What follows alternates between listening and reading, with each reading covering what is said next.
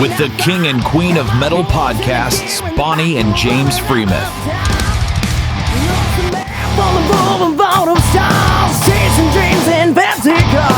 Hey, this is Amy from Eden on Fire, and you're watching Band Chat. Hey, welcome back to Band Chat, everybody. I am your host, Bonnie Freeman, lead singer for Innocence Torn. And I'm I'm James, lead guitarist of Innocence Torn. Today, guys, we have a banger of a show for you. I am so excited for this. Today, we have got Kelley Strange and Rabbit from Strange Like Me. Yeah! Hi, guys. How are you today? Good. How are you? Good. Thank you so much for taking the time to come and hang out today. I am really, really excited about this. I'm a big fan of yours. You are absolutely insane. Your voice is insanely cool. Thank you. So Thank you so much. I appreciate that. I've been kind of checking out like your Facebook page and stuff, and you are so softly well-spoken. And then you get to things like Queen of Agony, and you're like, that song rocks, man. Like, I did not expect that. It was a wonderful surprise. So, yeah, we're big fans. Awesome. I'm so excited to hear that. Thank you so much. So for those who are not familiar with Strange Like Me, can you both tell us a little bit more about your band, about yourselves, how long you guys have been doing this, and just kind of fill people into as to who Strange Like Me is? Sure.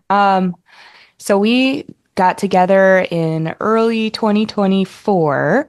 Oh. And I'm from the Phoenix area, and the rest of the band is up from Denver. So I flew up there, and we just got together. We started making some music, and the rest is history. Nice. So you guys are a relatively new band. So Yes, absolutely. Wow, you guys, I the way that you guys play together, I just assumed that you've been together forever. That's amazing. All right, so why don't you go ahead and introduce yourself and tell us a little bit about you and your experience in the band. Yeah. I go by Rabbit. I am the one of the guitar players in Strange Like Me, and I am Kelley Strange's slave in all things animal, metal, whatever she tells me to do, I do it. That's how I roll. I don't know what you're doing, girl. No. So being that you guys are relatively new, I'm really shocked that you guys came out with an 18-song, or you dropped an 18-song album, Neon Teeth, back in November. Can you want to talk about that a little bit? Oh my gosh, that I feel like it took so long for us to put together because it was like, all right, let's get this album out.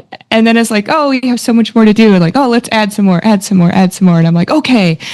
And then we're like, we've got to get this out by Halloween because that'd be perfect, because it just so happened Halloween was on a Friday this past year, and it was perfect. Like, the release was awesome. We put our blood, sweat, and tears into this music, and we're so overwhelmed by the positive reaction to it. I think it's amazing when, you put something out there, it's like your baby, you put it out there and watch it walk, and, you hope to God it doesn't fall down, you know what I mean? But then, yes, to see everybody else out there that are, probably just like us, we were blown away by the whole thing. And from start to finish, I think that album is absolutely amazing. Like, it's one of the better I've heard. How long did it take you guys to record that? We were recording right from January of 2024 all the way up through the end of, I think, September was our last recording date before we got everything wrapped up. Yeah, September of this past year. Long time. Well, you guys have a hell of an album, so it definitely, the time you put in paid off. It kicks ass. I fucking love it. So did you guys kind of release them as you went along and then kind of created the album? Yeah, I think we had 4 or 5 singles out. A couple of them were singles that are not from the album, but it was just kind of a precursor to what we had in store, but there's so much more coming. Nice. Your guys' videos are wicked cool. Oh, yeah. You have a very dark aesthetic with a little bit of humor mixed in. Do you guys want to talk about some of your videos? We like to be extra. Yes. If you can't tell, I like to be extra. Yes, there's nothing wrong with extra. Ask him. We absolutely do. And I'm so thankful for the guys because they're the ones that really gave me the possibility to be able to be extra and be myself. And like, I'm forever grateful. Yeah, I don't actually think you're extra. I think actually you suited up and showed up exactly as like if I was listening to it earphones before I saw you, I would expect that, really dark aesthetic. But you guys have kind of got a storyline going on, or am I wrong on that? We're working on it. So there's lots of storylines that we had kicking around in our minds, and only a few of them came out. So we're like, wherever the wind blows. So how long have you been singing for? When did you get into this, really hardcore, like demonic voice that's just badass? When I went up to the studio and they're like, okay, time for harsh vocals. And I'm like, what? No way. I'm like, I don't know how to do that. They're like, yeah, you'll figure it out. And I'm like, okay. It just worked out. Oh my God. Not everybody can do that. So No. I mean, Bonnie can, but I mean, yeah. I've also been doing it for a couple of years, whereas you're telling me you just like walked in the studio and you're like, well, what the fuck's the worst that's going to happen, right? Yeah, pretty much. I'm like, oh dear, please don't let me ruin my voice. But if I do, it's going to sound badass either way. Yeah, it's a lot on the vocal cords. It's a lot on the breathing. It's a lot on, your stamina for being there. Like, what do you do to heal your voice after that? I try to stay really hydrated because I feel like the more hydrated I am, the better my voice sounds. And then I also use vocal spray as well. I have some stuff that I've got that I just, after a rough take, or if I'm feeling a little bit hoarse, I'll just, and take care of that. I just try not to use too much of it, but, especially there's a couple of times I went up there, I was really sick. And like, we didn't want to cancel the trip because I'm like, oh, we got to get something done. But like the last 2 vocal sessions that I had, my voice was really gravelly and it was rough, but we got through it. Yeah, I think I went through that the last time we went in. I was coming down with a cold and I tried really hard to, get through it. And I got so frustrated. I just screamed like, fuck, just really wanted to. But it worked out actually in my favor because I was able to come back and on another date. And it just me and the engineer and We decided to keep that at the end of the. Oh, if we're not getting hard enough screams out of her, we just start throwing insults her way until she gets. Nice. I would never do that. No. You know what? People have asked me how it is that I can scream the way I do. And I'm like, because I'm married to him. So sweet. That'll do it. Yeah, we just since the last time I went to the studio, we got one of those little instant tea kettle warmers in the studio. So I'm going to have access to some like hot throat tamer tea stuff. So I'm looking forward to that because that definitely helps too. You ever heard of Ken Tamplin? He's a great vocal instructor and he gives a lot of advice on exercises and things that you can do to help protect like your vocal cords and whatnot, because there's a lot of different techniques for the various styles that you're doing. I'm thinking long range, because like right now you're kicking ass and stuff, but like some of these techniques and stuff over a period of time will save your voice. So in like 10 years from now, you're still going to be rocking it, but there are definite things. It's a muscle, so you want to do things to keep scarring, or you don't want to have like the classic examples of people that sing wrong, like, and not putting them down, but like Bon Jovi or Tom Kiefer, who all had massive surgery and had to relearn how to talk, let alone sing, because they weren't singing correctly. Because that's what happens over a long period of time. You start developing polyps and so forth, unless you do certain things, just food for thought. Yeah, I think it's really important, especially when we're talking about and by the way, you have a really in tone, like clean voice. Oh, it's badass. Well. You have a really great dynamic, but going from Remind me of early octave to Arch Enemy. It had that Arch Enemy vibe. The original with the original singer. I'm like, holy fuck, that's awesome. So nice. Thank you. Yeah, that was cool. So tell me, like, what are you guys up to right now? Are you guys doing any touring? You got anything dropping soon? So we aren't touring yet, but we are in the studio. I'll be going up this coming weekend. So we're going to be laying down some tracks, working towards our second album. Nice. We definitely have some chats about, when we're going to go touring, and I'm really excited to do that. I've never gotten to tour before, and I just think it's going to be incredible and super fun. Very cool. Yeah, touring for us we have like the best time actually, but it's one of those deals, don't quit your day job because it's really expensive to travel. But but I mean, you don't always do it. T-shirt salesman. I mean, honestly, your merch, you can make quite a bit of money on it, but obviously when you're first starting out and stuff, and a lot of places, the big places to get exposed, there's, sometimes a little bit of a buy-in or whatever, but honestly, it's worth it. Just things to consider. It's all about exposure. Everyone else in the band, we've all done tours. I've been on two national tours. Nice. And it's so funny when we came across Kelley. It's like that was one of the predetermining things. Is like, can this girl tour? And we know she can, right? Just because she hasn't doesn't mean she can't. I know that she will. She'll survive the road and she'll excel in all areas. That's cool. You guys are building up a hell of a catalog too, which is nice because, like you said, being on national, once you get out there and you start touring, then it gets really difficult to break from that and get into the studio. That's been some of the problems we ran into. It's like once we started doing shows, everybody wanted us to play all the time.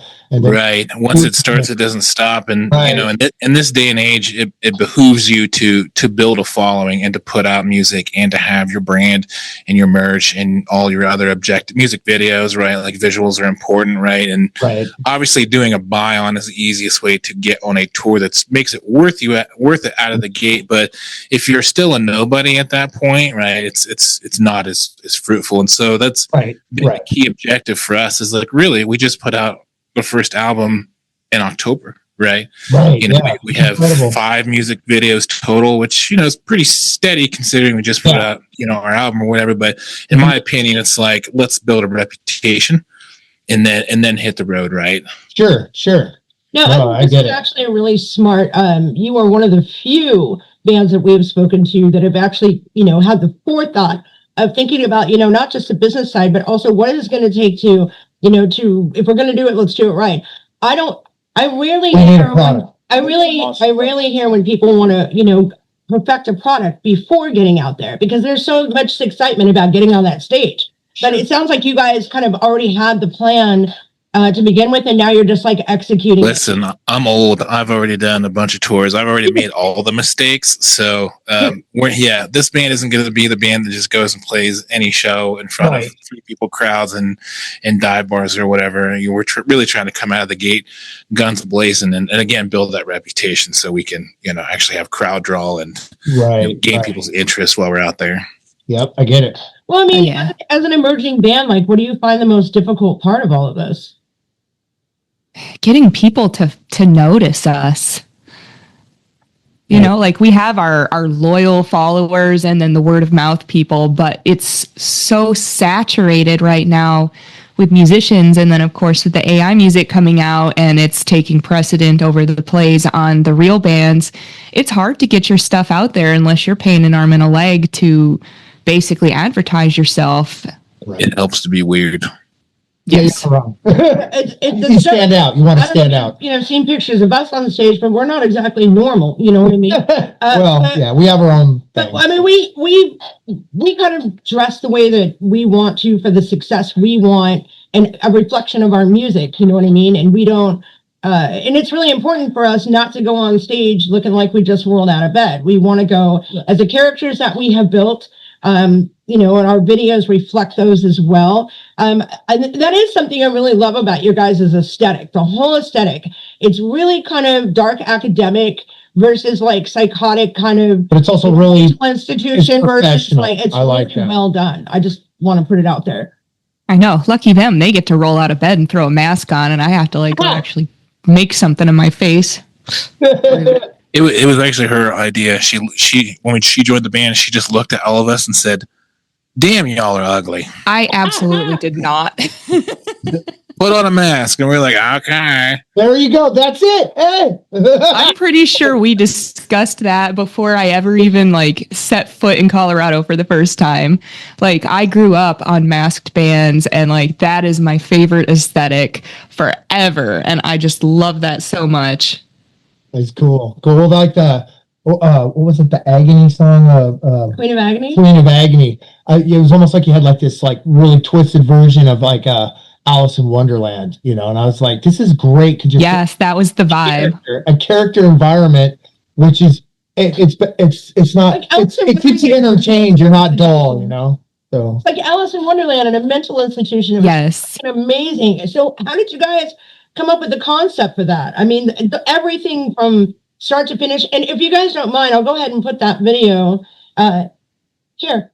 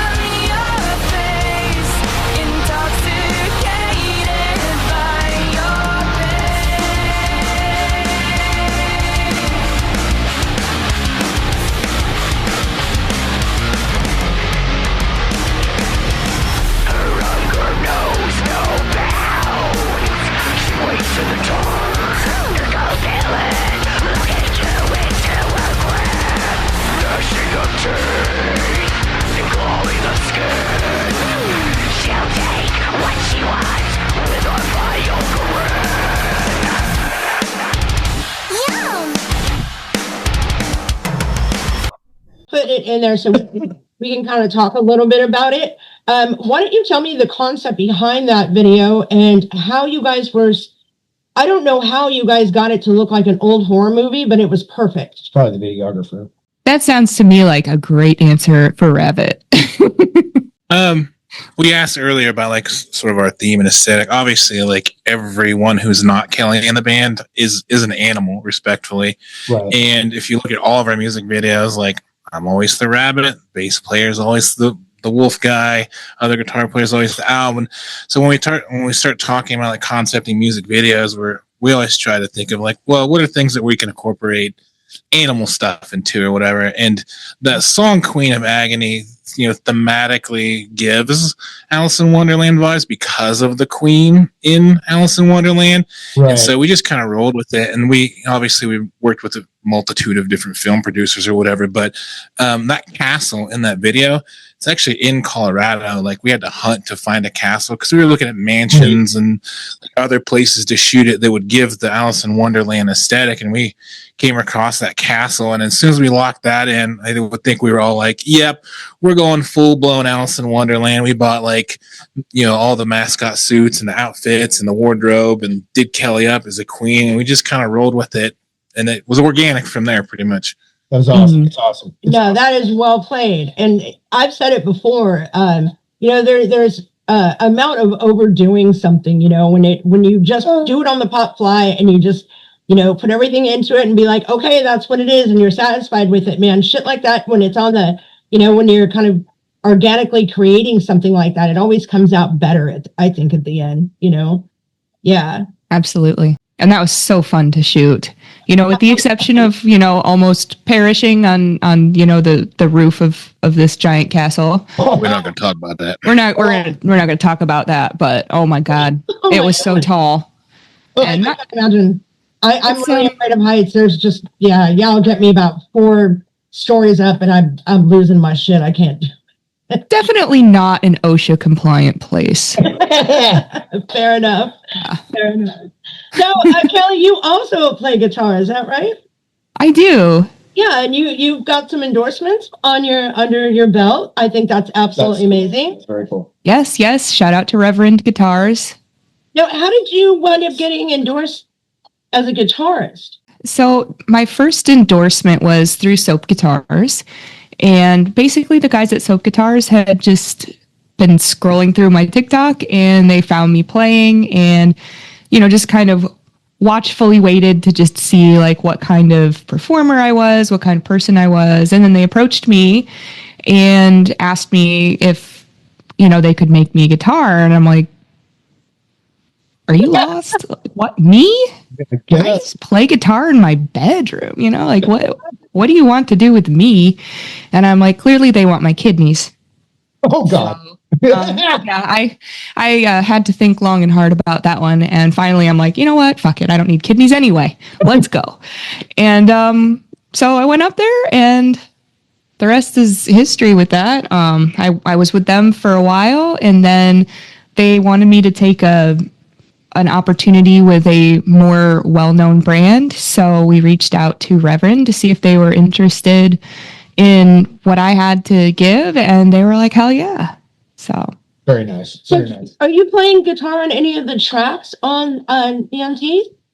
I am. Nice. We all obviously. You're so modest. She plays on every track. Very cool. We all contribute a lot. Busted. So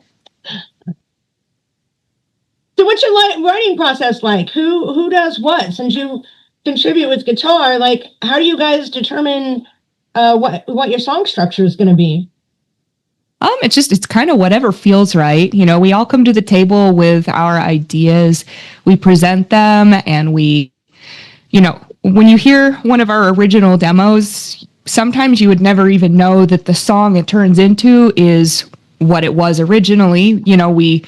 We come in and I'm like, I'd like one more repeat on that. So let's change that up. So we slice and dice it, rework it. And then, it's like, oh, well, we don't need XYZ bridge. Let's bring that down to just 8 measures of this instead of a full another 16. Just stuff like that. That's basically we have a vision when we start and then we just go with it and adjust it accordingly. Cause we do a lot of this stuff on the fly. I try really hard to have a lot prepped as far as like lyrics when I go up there, but even sometimes I'll have an entire verse and I'll sing it and they're like, yeah, this is no bueno. And I'm like, ugh. So then I got to sit down and like write. We typically write 25 songs to trash 12 of them. And sometimes we try to rework 2 or 3 or 4 of them. And sometimes it works out, sometimes it doesn't. But yeah, I think most bands will just write a bunch of stuff and then revisit it throughout a year's time or trash it and really pick the best stuff and roll with it. Yeah, we can definitely relate to that. Actually, one of our biggest songs over in Europe right now was one that I could not get the band interested in. It's called Broken Dolls.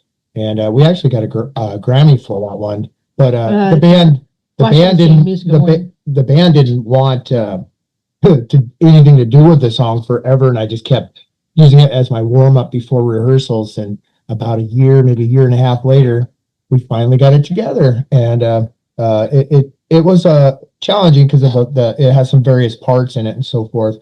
But it turned out to be one of our bigger songs at the time of release. So you never know. That song come to be. It was a throwaway song. And listen, we just write 20 songs and then we all look over at Kelley Strange and go, which ones you want to keep? Okay, sounds good. And then they're like, no, that song, we don't like it. And I'm like, no. But most of the stuff we all agree on. There's a few songs that, a few of us wanted to keep and other ones didn't. And we're just like, you know what? Let's go with it. We are just loading this album up and we've got a little bit of everything on there. We've got really super melodic stuff. We've got heavy stuff. We've got weird stuff. It's very eclectic. Nice. So, what is your timeline for the release of this album? And do you have a name for it yet? Nice question. How do we want to answer this one? That's top secret stuff. I'm not certain yet. We have a bunch of ideas kicking around, but as far as timelines and as far as titles, we try to keep it under wraps so people don't get too excited. Well, I reserve the right to bring you guys back in and around that time, and maybe we can do an exclusive on it. So besides, that it's a different album, what is the most different from the first to the second? What's the biggest difference in the two albums to you? I would say probably, at least from what I can tell, the heaviness factor. I think we're going a bit heavier, a little bit darker. But there's still maybe something interesting in there that you might not be expecting.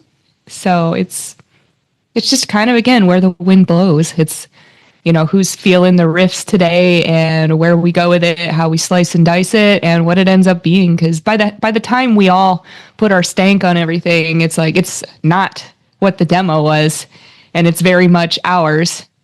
So it's interesting to hear sometimes. I think it will be heavier than the last album, just for the sake of all of us are of the mindset that the next album should always kick the last album's ass. I get it. Yes. Yeah. I get it. We're not any different. So yeah, and that is one of the things I really liked about your music is you kept stepping it up and kept stepping it up. I mean, it was more of a it was almost like I wasn't sure what the next scene of your video was going to bring me, and it brought me something I was not expecting. And I think you guys have really, really put your passion into something. I'm still kind of enamored that you said you came from Arizona and the guys are from Colorado. How did you find each other?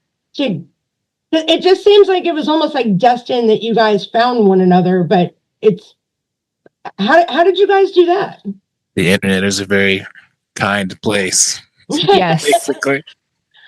Like, that 6 degrees of Kevin Bacon, is that what it is? I don't know. Yeah. Like, everybody knows somebody who knows somebody. right, Yeah. right. And then it just turns out that we know people that know people, and networking was made, and here we are. So you wound up moving to Colorado for the band?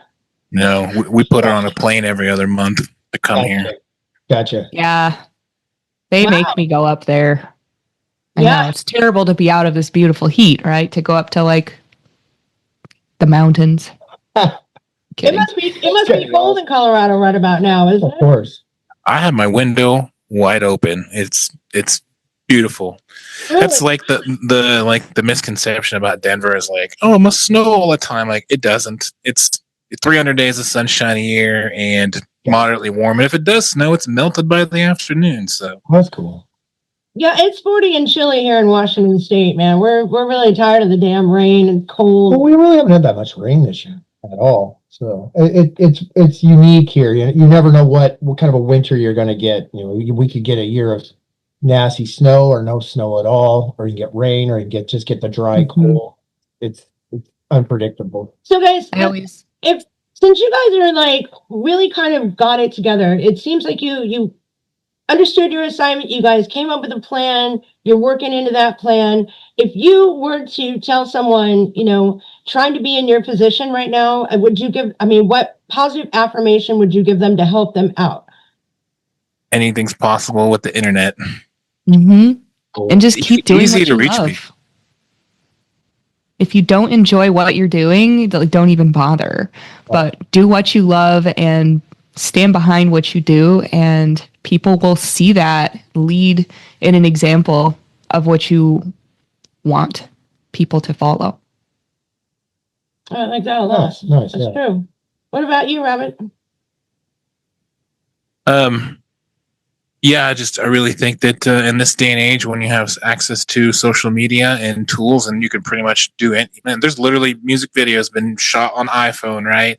It doesn't take a lot to get out there and do your thing, right? Home studio recordings getting better every day. It is about who you know in terms of how far you get and how quick you get. But I would say in this day and age, it's easier than ever to amass a following or gain interest. Like, if you're a musician, you're just trying to put yourself out there. But to Kelley's point, right, show passion, right, and it's a grind, right. Just like the whole TikTok thing, right. If you're not posting every day, then you're losing views or you're losing steam or whatever. And it's just sometimes it takes a while to pop off. Really, it's just about keep going, right? Even if you feel like it's the darkest of dawn, like that pop off moment could be tomorrow, you know? Right. Getting algorithms, and like when we did a podcast with Sin Kieran, formerly of Ministries, now in Siglos, one of the things he said, and he got his information from Gene Simmons, was don't be afraid to make that phone call, you know, it's or whatever. Like you can reach out to numerous people or entities via the internet, or, you know, a lot of times emails. And then once you get your phone, call them. Even if you do get some kind of established management or whatever you're using, taking that extra initiative over and above posting stuff, you'd be amazed at, you know, not everyone's going to say yes, but you might be surprised who will. You know, they're always, these entities are always looking for good bands. You know, there's a lot of bands, but there's not a lot of really great polished bands, you know. So if you're a solid act like you guys are, I think it's sky's the limit. It's just getting yourself discovered, and sometimes making those calls will get you discovered pretty fast. Yeah, Yes. you gotta not be afraid to say no. And I would also say have thick skin. It's funny because you know, like everyone gets hater comments and you know, like compares you to other bands and stuff or whatever. And I think it's hilarious because like I call those people out or like repost their dumb comments and like make them look like dumbasses. Or Kelley over here, she's so sweet about it. She's like, "Oh, this guy said a mean thing," and I was like, "Call him out, get him," you know, like repost it, make what. I don't like being me. I was actually going to be, we have about 10 minutes left. So that was one of my questions to you is we all know that there's the haters. Once you guys start getting any sort of, you get the more. Yeah. Any sort of recognition whatsoever, you're going to have a train of dumbasses all down the road talking some shit. How do you guys handle that? You call them out. It just means you're becoming successful. It is. It does mean you're becoming successful, but it also means that you can't trust everyone too. Right, exactly. So for me personally, I find that most of my hater comments come on my TikTok lives. So every once in a while, someone will come in and they'll say something really just off color.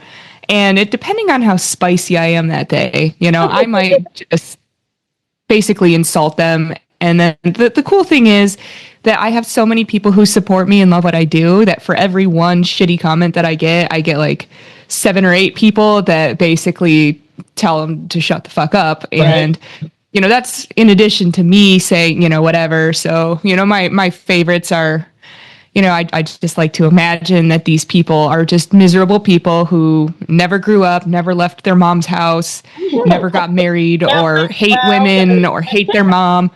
You know, whatever the case may be, they're just poor, sad little boys, because it's always men. It's never women. Women have been so supportive of me. That's awesome. You know, but it's always, at least depicted on the screen name profile picture, always appears to be men who just cannot stand it. It's always the guitar bros that are like, "You're not really playing your guitar. You're faking it," or like, "You're not plugged in. Play that Dragon Force solo. You're not that good," and blah blah blah. Then, although I will say Kelley is very good at clapping back at them, and she's gotten better over it the years. Like my style is, someone leaves her hater comment, I'll go research them because I'm good at finding information, and then I'll clap back. I'll be like, "Hey, John from Cambridge, Oklahoma, with a sister and 3 dogs and 2 brothers. It looks like your wife left you last year. How's that working out for you?" Nice, dude. Yeah, we both play our part. Dude, it's always the Melvins with no followers. They have like half a profile picture. They don't post any content themselves, and it's like, yep. Yeah, you got to be careful when you insult Rabbit. You really do. So I'm definitely following you with popcorn in here. Although I can attest, I actually got a female Antifa hater that was ugly for a minute, and you can go overboard stating your case, because the one time, because I'm always saying, you know, just let it go, and then they hit this one thing where I'm like, I'm going to fucking kill you.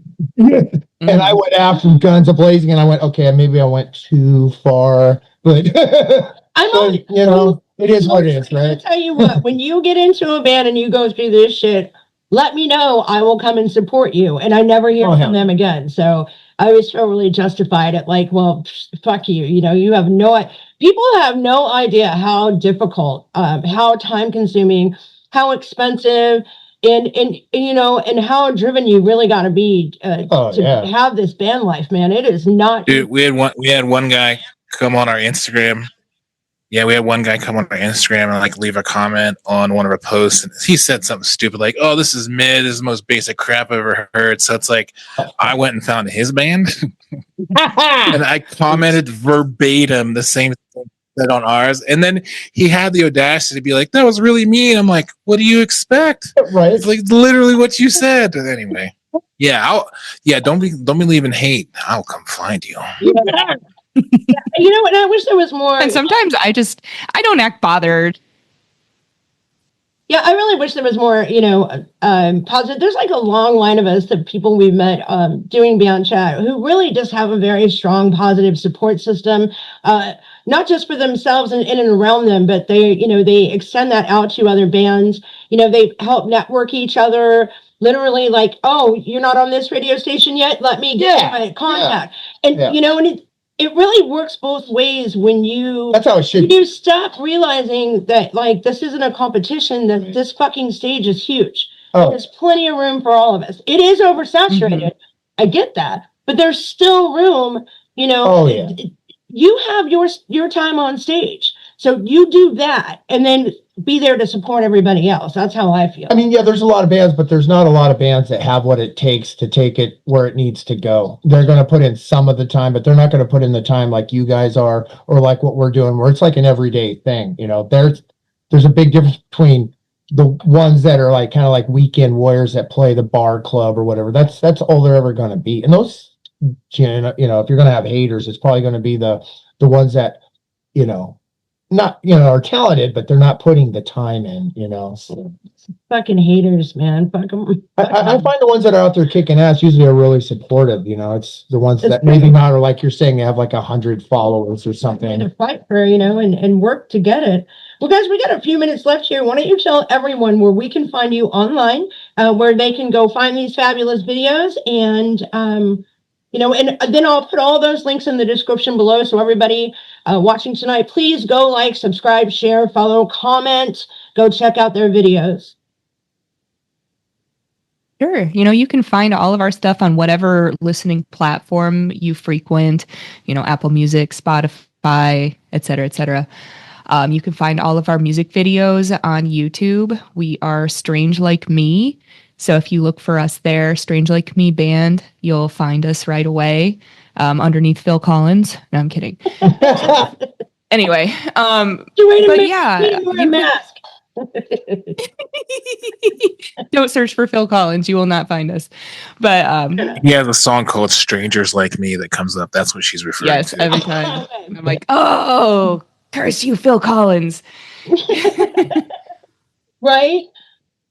But yeah, we're on social media. We've got a Facebook, we've got an Instagram, we have a TikTok. I personally have a TikTok, so does Ravit. We post content all the time. I go live pretty much every Friday or Saturday every week, and I do that for like 4 to 6 hours depending, and I'll sing.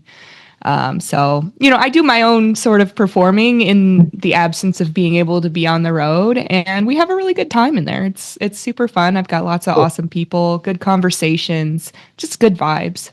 Well, thank you guys so much for being here with us today, man. This was absolutely amazing. Again, you guys have gained some big fans with us, and we know, you know, we're going to be spreading the word all over the place about you, as well as, you know, putting your videos in the description below and hopefully in our podcast today.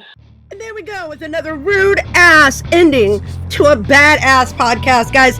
Things are about to change in the world of band chat. Not only have we upgraded our visual, but we're upgrading all of our audio as well. It's, you know, learning process, but we can't thank you enough for sticking around, hanging out with us tonight. Thank you so much to Strange Like Me. Those guys just are fucking insanely amazing. This is not going to be the last time you guys hear from them. Fucking amazing, right?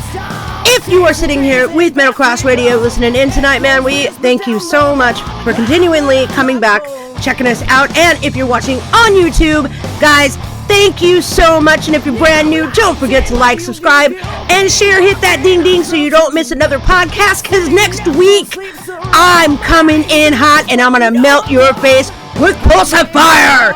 You guys are not going to want to miss this. We will see you next week. Until then, you keep those horns high. That volume at 13, and we will see you next week. Good night!